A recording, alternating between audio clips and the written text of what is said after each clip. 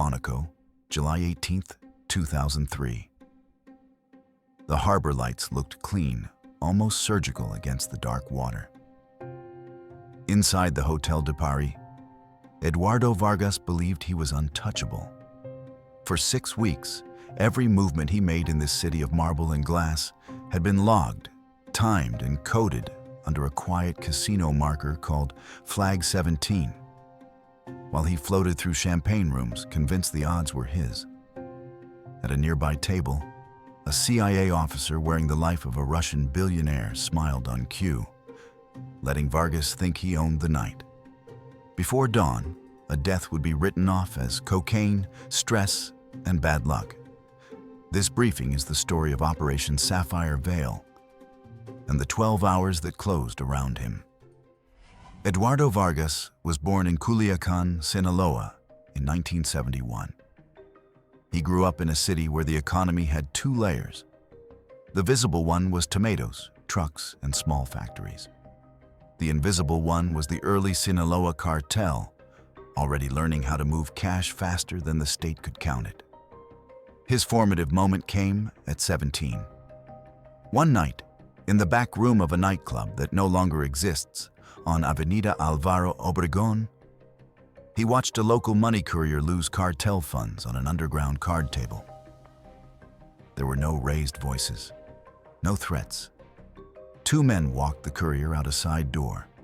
He was not seen again. The lesson was clean and permanent. Money moved power. Risk was not the enemy. Misreading the table was. What Vargas did not know that night was that this simple equation would eventually pull him into one of the smallest, wealthiest jurisdictions on the planet. By age 25, he had become a reliable financial enforcer for the network that evolved into the modern Sinaloa cartel.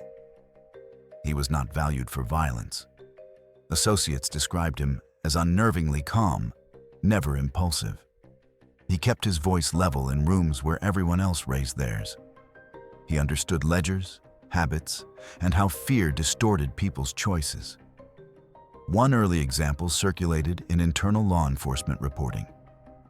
According to a confidential Mexican financial intelligence source, Vargas once walked into a 5-star hotel in Mexico City carrying a simple black duffel. Inside were banknotes equivalent to several $million, bundled and vacuum sealed. 40 minutes later, he walked out with a hotel invoice, a conference contract, and a series of legitimate transfers routed through 3 different jurisdictions. He had not raised his voice once. He had barely spoken at all. This ability to blend into elite spaces made him dangerous and valuable. He could sit in a presidential suite or at a street food stall and look equally at home. That trait made him the perfect bridge between cartel cash and respectable institutions. By the late 1990s, Vargas had discovered Monaco. He arrived first as a guest of a Mexican businessman with real estate holdings in Europe. What he saw in Monte Carlo stayed with him. Casinos that welcomed high rollers, staff trained to protect client privacy as a core service. A microstate whose survival depended on its image of safety and discretion. To Vargas, this was not just glamour. It was infrastructure. Within a few years, he had turned the principality into a stage for quiet laundering. He did not move cash in duffel bags. He moved value through chips, markers, and accounts held by shell corporations registered in places whose names never appeared in the gossip pages. Inside the casino systems, his activity was eventually tagged with a small internal marker, Flag 17. To the staff, it meant only that this player warranted extra attention from compliance. To the CIA, when they finally learned of it, that flag became a starting point. Intelligence services had tracked fragments of Vargas's financial activity for several years before Monaco. By 2002, analysts in the Central Intelligence Agency had added his name to a restricted watch list within the Counter-Narcotics Center. The internal assessment was blunt. If left alone, His operations would give a violent cartel a semi-permanent financial sanctuary in Europe. By March 2003, the agency concluded that Vargas represented more than a criminal threat. He was a strategic vector. His networks could normalize cartel capital inside legitimate European banking. The authorization to act came that spring, under an internal directive recorded as Sapphire Denial 7-211 Bravo. It authorized covert measures to deny sanctuary to cartel financial architecture in prestige jurisdictions. The strategy was specific. The CIA called it the denial of sanctuary strategy. The logic was straightforward. If you remove safe havens for hostile capital, you forced networks into less efficient, more visible channels, where law enforcement can see and degrade them. Prestige locations such as Monaco were not just symbols. They were pressure valves. Take them away, and you increase friction across the entire system. Operation Sapphire Veil fit that doctrine exactly. Vargas used Monaco as a staging ground to launder multi-million euro flows through seemingly legitimate accounts.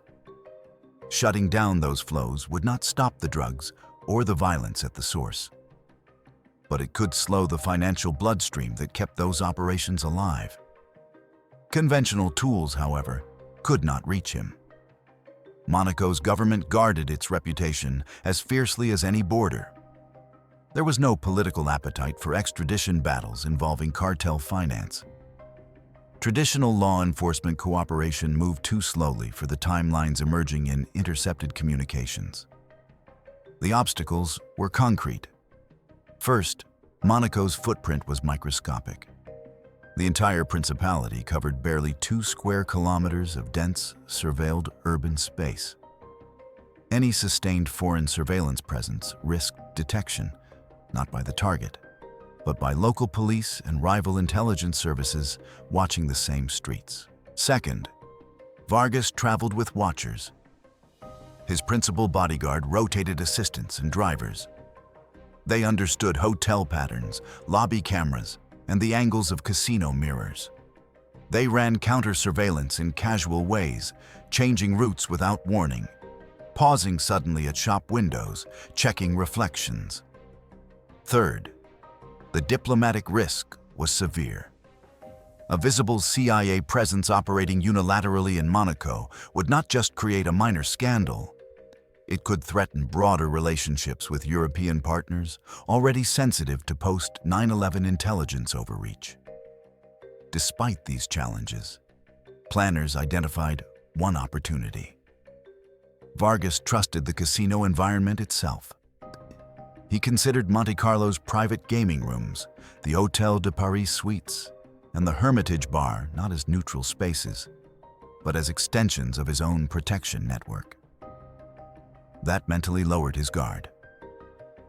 Within 90 days, according to an intercepted communication from a cartel logistics channel in Madrid, he planned to expand his laundering structure into at least 3 major European banks.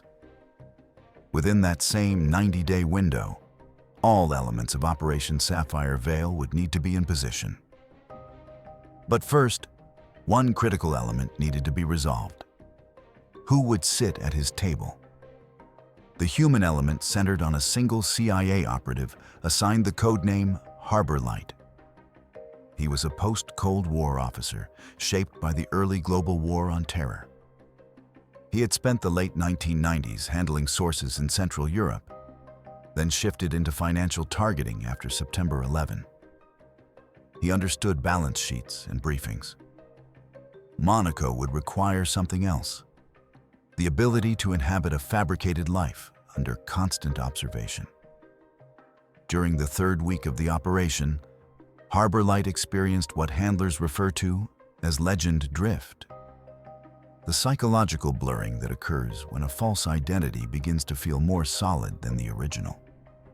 Operating as a Russian energy investor, he woke one morning in the Monte Carlo Bay suite and reached for a phone that was not there, expecting to see a Moscow number he had never actually dialed.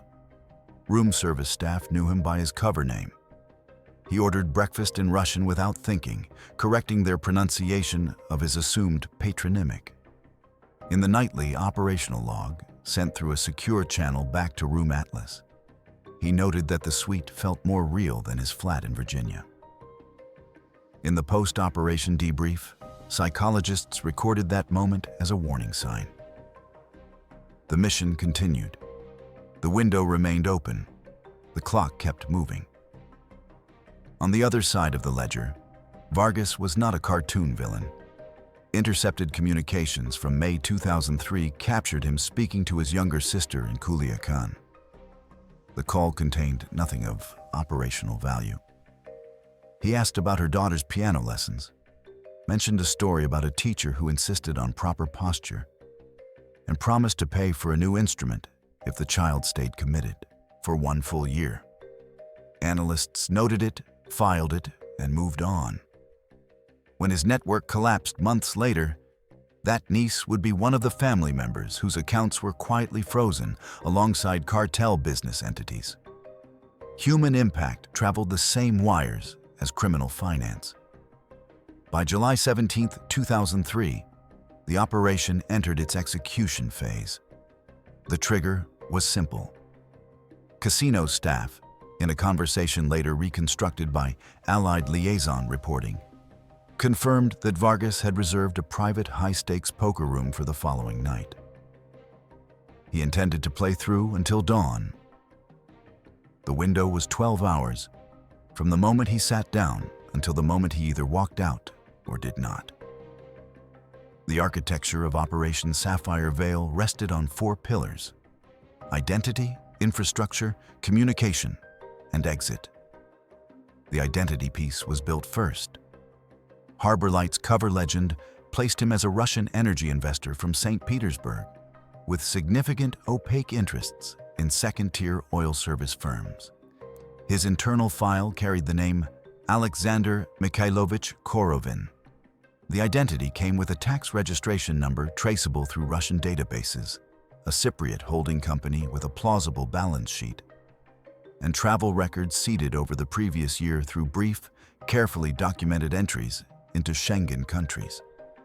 An internal CIA case file, indexed as Monaco 03-7, mapped how Korovin's path would intersect Vargas's. The supporting documentation included scanned copies of a Russian domestic passport, ink stamps in an international passport, and banking records showing a €40 million portfolio. The numbers were fiction, but the institutions were real. A London-based law firm, working as an unwitting cutout, had incorporated 2 shell entities under instruction from an offshore trust service. No one in those firms knew they were enabling a CIA legend. Their files would withstand routine scrutiny. The infrastructure around Harbor Light was deliberately minimal. The operation avoided heavy physical gear that could fail or be discovered. Instead, it relied on behavioral mapping and discrete recording. Inside Room Atlas, the Monte Carlo Bay suite serving as the analytical hub, an IBM ThinkPad T30 laptop handled secure traffic. The machine ran an approved encryption suite using 128-bit keys, adequate for the period. A small Olympus VN960 PC digital recorder captured debriefs and ambient notes. For day-to-day communication, Harbor Light carried a Nokia 6310i mobile phone, identical to thousands in Europe at the time, its importance hidden behind ordinary plastic. Communications with headquarters and liaison partners used layered methods. Harbor Light's overt calls to supposed business contacts in Geneva or London were cover for structured check-ins. Short, innocuous phrases embedded in conversations signaled status. Critical information moved the other way through scheduled secure calls made from Room Atlas, routed via an Allied facility in southern France before entering agency systems. If those lines went dark, pre-arranged fallbacks existed, but their activation would also signal mission compromise. Escape routes were built in from the start. Harbor Light held a confirmed reservation on an early morning helicopter from Monaco heliport to Nice Côte d'Azur, booked under his cover identity. Additional commercial flight options back to Paris and onward to Moscow or London provided layered exfiltration paths. On the ground, a quiet arrangement with French internal security services allowed for a fast crossing of the border by road if events made public air travel too risky. Analysts had even mapped a foot route from the Hôtel de Paris through service corridors and side streets to a safe vehicle location, timed at under 9 minutes during a rehearsal. The team behind Sapphire Veil was small by design. Harbor Light was the only forward operative interacting with Vargas. In Room Atlas, 2 behavioral analysts rotated 12-hour shifts. One specialized in casino psychology and high roller behavior. The other had a background in narcotics finance. Their job was to turn casino logs, staff comments, and observed patterns into predictive models of Vargas's routines. The 4th member was a liaison officer based primarily in Paris, coordinating with French and, carefully, with selected Monegasque contacts without revealing the full nature of the operation. Compartmentalization was strict. Harbor Light knew only the immediate support structure and his exfiltration options. The analysts knew only that they were tracking a high-value financial facilitator tied to cartel violence. The liaison knew that something sensitive was happening in Monaco, but not the full operational method. If any one element was compromised, the entire structure would not automatically collapse. The planning consumed several months from initial authorization in March. By late June 2003, Room Atlas was fully operational. Harbor Light had established a presence as Coravin in Monaco's luxury ecosystem. Casino hosts recognized him. Hotel staff greeted him by name. By mid-July, the final milestone had been reached. Vargas accepted him as a familiar face at the table. Harbor Light had less than 30 days before the 90-day window on Vargas's planned bank expansion closed. The operation would not get a second chance. The approach phase began quietly. June 28, 2003. In the late afternoon, Harbor Light checked into Monte Carlo Bay as Coravin, using a passport and credit instruments consistent with his cover. That evening, he made his first small appearance at the Casino de Monte Carlo, buying in at a mid-level table. He played cautiously, losing occasionally, winning just enough to appear competent but not dangerous. His aim was not profit. It was presence. Over the next 10 days, he built that presence. He tipped dealers generously. He questioned staff about private gaming options, dropping hints about contacts in St. Petersburg who might enjoy the facilities. The casino responded as expected. In a jurisdiction where high-net-worth individuals were the lifeblood of the economy, a potential Russian investor with a 40 million euro portfolio was valuable. First contact with Vargas came via the staff. On July 10th, in the late evening, a senior host approached Harbor Light in the Salon Privé. A Mexican high roller with a reputation for extended sessions was playing at a private table 2 rooms away. The host suggested that Coravin might appreciate the higher stakes. Harbor Light declined politely that night. He did not want to appear aggressive. He understood that in this ecosystem, word traveled quickly. Any eagerness to sit with certain players could be noted. The second opportunity came on July 14th. This time, Harbor Light accepted. He entered the private room as if on impulse, invited by the same host. Vargas was already seated, stacks of chips arranged in precise rows. 2 watchers stood near the wall, pretending to scan their phones. The room smelled of cologne, expensive tobacco, and the faint electrical tang of concealed security cameras. The first minutes were simple. Names, nationalities, polite questions about business. Vargas probed the Russian story casually, asking about energy sectors in Siberia, referencing privatization battles from the 1990s. Harbor Light had prepared for exactly this.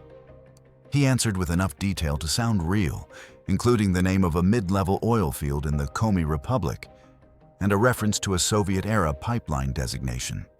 What Vargas did not know was that every one of those details had been vetted from open sources by analysts months earlier. Proximity was achieved through loss. Harbor Light allowed himself to play slightly loose, pushing marginal hands, folding late. Vargas noticed, according to a later statement from a casino dealer interviewed under the cover of a hospitality research project. The Mexican high rollers smiled more when Korovin lost than when he won. The operative's willingness to bleed chips marked him as entertaining, not threatening. Complications emerged almost immediately. During the first short break, one of Vargas's watchers followed Harbor Light into the corridor. The man, tall with a shaved head and a discreet earpiece, stood uncomfortably close while a waiter refreshed drinks.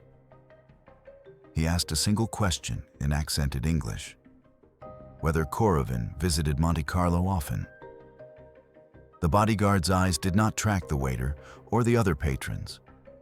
They stayed on Harbor Light's hands, watching for tremors. The encounter lasted less than a minute, but it registered as a warning. The team noted it in that night's debrief. Over the next week, the pattern repeated. Harbor Light appeared on nights when Vargas played. Sometimes he joined the table. Sometimes he merely observed from a nearby bar stool, engaged in conversation with other guests. The analysts in Room Atlas began building a timeline. Vargas preferred to start late, often after 2100 hours. He rarely left before dawn.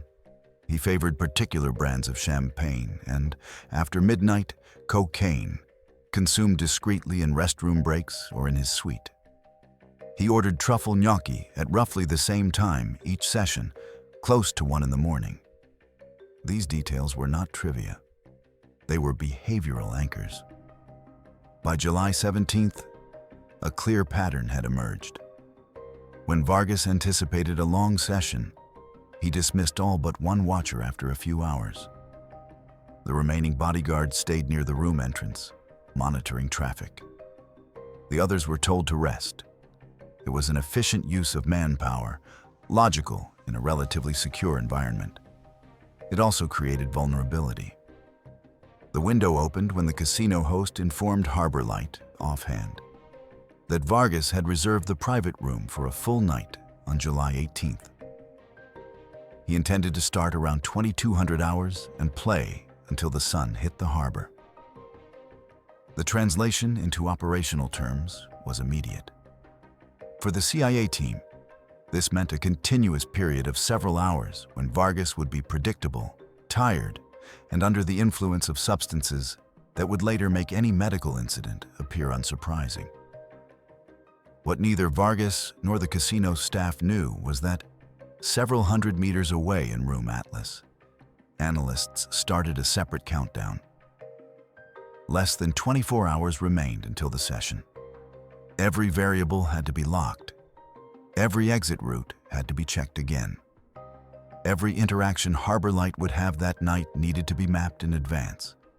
Not for the cards, but for the timing.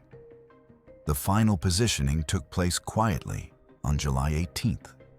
That afternoon, the liaison officer confirmed with French counterparts that any unusual medical incident involving a foreign national in Monaco would be handled locally first, with results shared later. There would be no immediate outside forensic intervention. Harbor Light rehearsed alone the small physical movements of the evening. How he would sit, how he would reach for a glass, where he would stand during breaks. 6 hours before Vargas arrived, Room Atlas ran one last simulation. If the target left the table earlier than usual, the operation would abort. If a second cartel figure unexpectedly joined the game, the plan would shift to collection, not neutralization. If local security services signaled concern about unusual Russian presence in the casino, Harbor Light would pull back entirely. The priority was always twofold: neutralize the threat if possible, protect the broader U.S. position in Europe if not. By the time the sun dropped behind the hills above Monaco, all elements were in place. Harbor Light sat in the private room, chips in front of him, wearing a watch he did not own and a name that was not his. Outside, the harbor glittered. Inside, the countdown began. July 18th, 2003. Shortly before 2200 hours, Eduardo Vargas entered the private gaming room. He greeted the host by name, nodded to the dealer, and shook hands with Korovin, the Russian he believed he had read correctly over several nights. His posture was relaxed. His suit was tailored. His confidence was intact. At that moment, his operational reality was straightforward.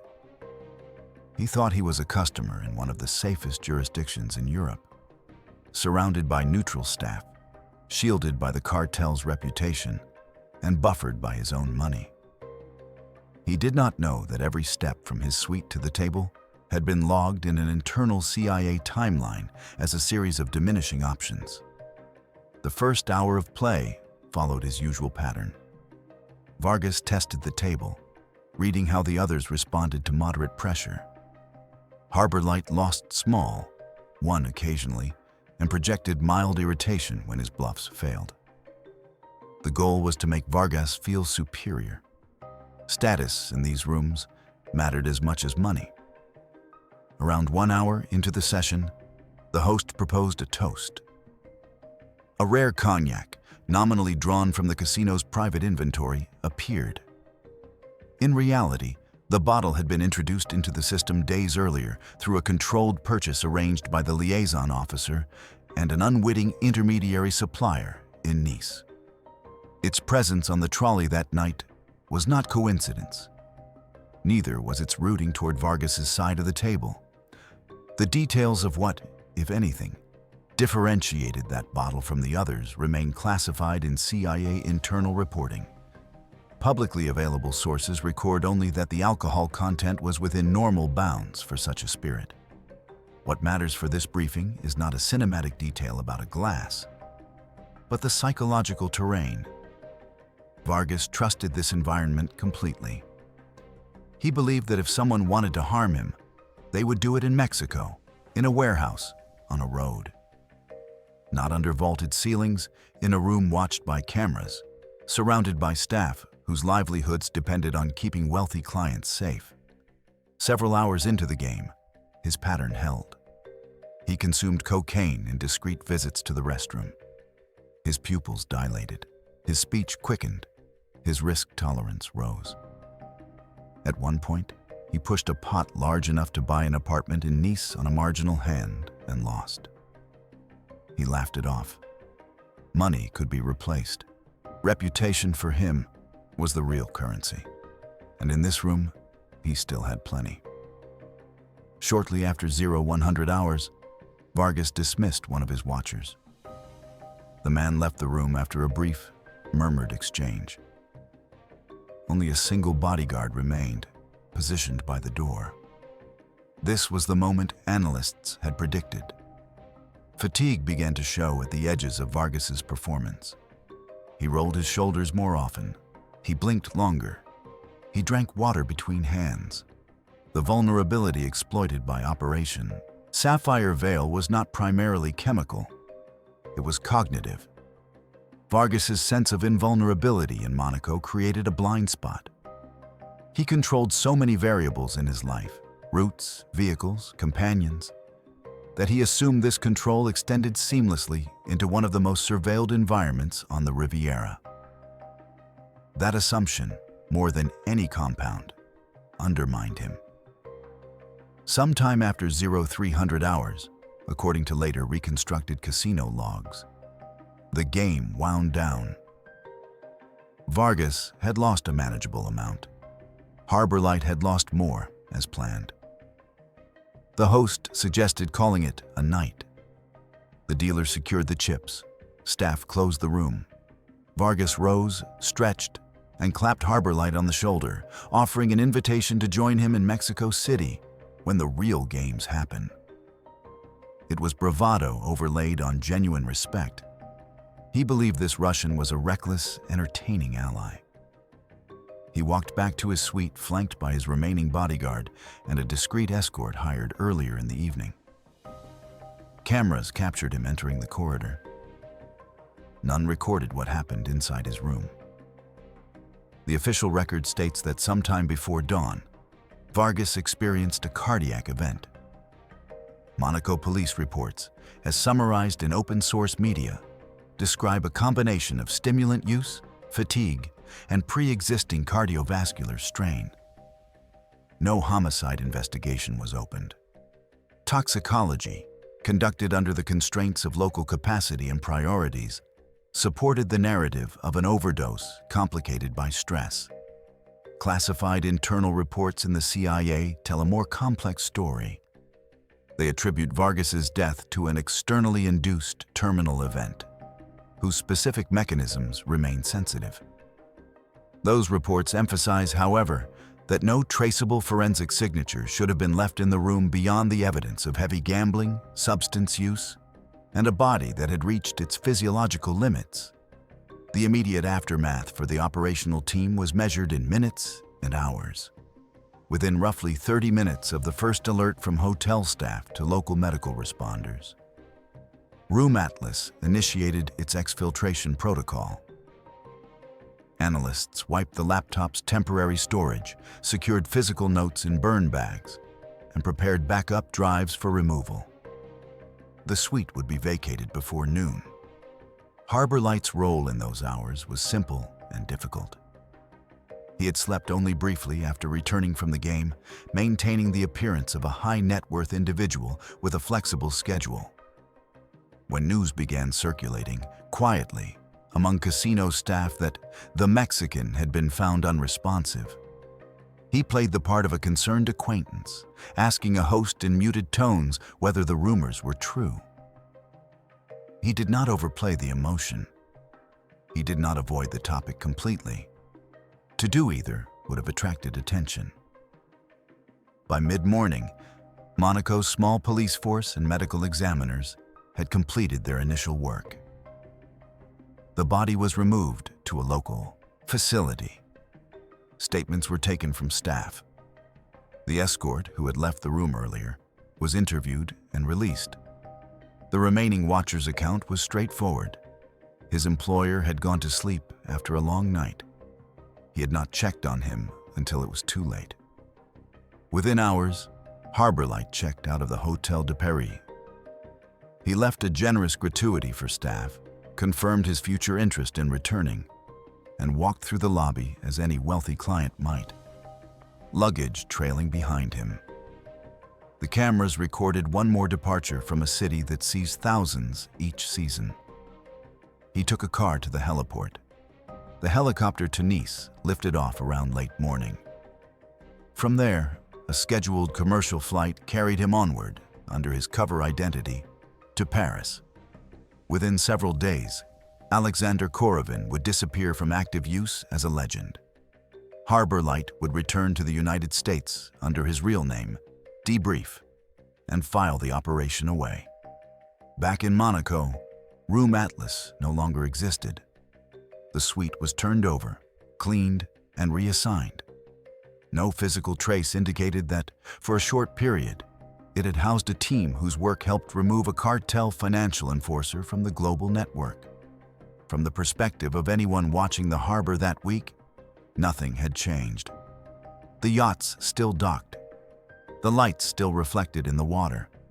The casino still opened its doors every evening. Behind that continuity, a narrow window had opened and closed, leaving one man dead and an entire financial structure destabilized.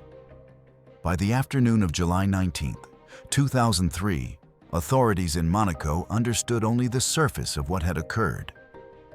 A foreign national with a known appetite for risk had died in a hotel suite after extended gambling and substance use. The evidence supported a conclusion of cardiac arrest under strain. No signs of struggle. No indications of forced entry. Case closed. The investigation went no further. Every lead that might have suggested external involvement ended in normalcy. Hotel staff had clean records. The escort had an established history of legal work in the Principality. The casino's internal logs showed nothing extraordinary, except for large sums changing hands between wealthy players. To local officials, the sophistication of the event lay not in a hidden hand, but in how unremarkable it looked. Publicly, Monaco released limited information. A brief statement noted the death of a guest, the cooperation of authorities with the family, and respect for privacy. No names, no mention of cartels. The narrative of a high roller who pushed his body too far fit neatly within public expectations of the casino world. In private, different conversations took place. According to a European diplomatic source familiar with internal reporting, a senior advisor in Monaco's government requested a quiet exchange with U.S. diplomats. The message was calibrated. The Principality valued its image of stability above all else. Whatever action had occurred, whatever networks had been involved, the request was simple. No future operations of this kind should touch Monaco's territory without direct, explicit coordination. In practice, this meant one thing: do not do this here again. Strategically, Operation Sapphire Veil achieved its immediate objectives. Vargas's death disrupted a key financial enforcer in the Sinaloa ecosystem. Within weeks, financial intelligence units in Europe noted an abrupt collapse in activity across several specific laundering channels. Wire transfers that had flowed regularly through certain accounts in Luxembourg and Spain dropped off. Front companies linked to Flag 17 casino activity went dormant. One internal European central bank briefing from that period, declassified in summary years later, cited unexplained contraction in high-risk inflows associated with known narcotics jurisdictions. For the CIA and its partners, the operation provided additional benefits. It validated the denial of sanctuary strategy in practice, demonstrating that high-profile jurisdictions were not beyond reach. It generated insight into how cartel finance blended with legitimate wealth in luxury environments. It also highlighted the utility of behavioral mapping over heavy technical surveillance in micro-states, where overt collection would be obvious. The costs were real, but less visible. Diplomatically, the operation added friction to relationships already strained by post-9/11 intelligence activities in Europe. Even without public scandal, the perception that the U.S. had acted unilaterally in a friendly microstate did not help. Inside the agency, the success of Sapphire Veil introduced a tradecraft dilemma. The operation had showcased methods for influencing outcomes in heavily policed, prestige environments. Those same methods, if overused, would draw attention and adaptation. For criminal networks, the lesson was clear. Within 2 years, according to later law enforcement assessments, cartel finance began shifting more aggressively into digital channels. Online payment systems, prepaid cards, and increasingly sophisticated layering techniques took on heavier loads. Denying sanctuary in the physical casino world accelerated the move into virtual spaces where jurisdictional lines blurred even faster. On the human side, the consequences were lasting. Harbor Light received formal recognition in a closed ceremony. The language was standard. Outstanding performance, significant contribution to national security, exemplary discipline. In private, colleagues noticed changes. He spoke less about fieldwork as a chess match and more about the psychological toll of inhabiting someone else's life, in places where no one knew his real name. In one internal interview, summarized in a training document, he described the work as clean hands held over dirty water. You tell yourself the water never reaches your wrists, but you are always wrong eventually. For Vargas's family, the impact came in two waves. First, the news of his death, framed as a sudden medical tragedy far from home. Second, the slow realization that accounts they depended on were frozen or gone. His niece's music teacher would later note that the piano lessons stopped that year, not because of lack of interest, but because the family could no longer pay the fees. The calculation behind Sapphire Veil balanced national security, international law, and personal cost. From the agency's perspective, the benefits outweighed the risks. A key financial enabler of a violent cartel was removed from the system without public confrontation, without visible collateral damage, and without diplomatic crisis. Whether that assessment remains correct is a question measured not in days or months, but in how criminal networks adapted over the following decade. The moral question sits at the center of this story. Was the covert neutralization of Eduardo Vargas on foreign soil an act of justice, or a crossing of a line that no agency should step over? One perspective argues that when financial networks fuel violence on a transnational scale, states have a responsibility to disrupt them wherever they can, even in jurisdictions that prefer not to see the fight. Another perspective holds that acting without the explicit consent of a sovereign government erodes the very international norms that distinguish lawful authority from the criminal organizations it targets. The answer reveals more about your worldview than about the operation itself. If you believe that the hidden war against cartel finance justifies bending borders, Sapphire Veil looks like a necessary, if uncomfortable, tool. If you believe that means do not justify ends when they undermine sovereignty, it looks like a dangerous precedent dressed in luxury. So here's the direct question. If a government can stop a violent network only through covert action on foreign soil, is that justice, or is it crossing a line no agency should cross? Drop your perspective in the comments. And if this story made you reconsider what power looks like when it hides behind silk curtains and marble halls, share it with someone who still thinks Monaco is only about glamour.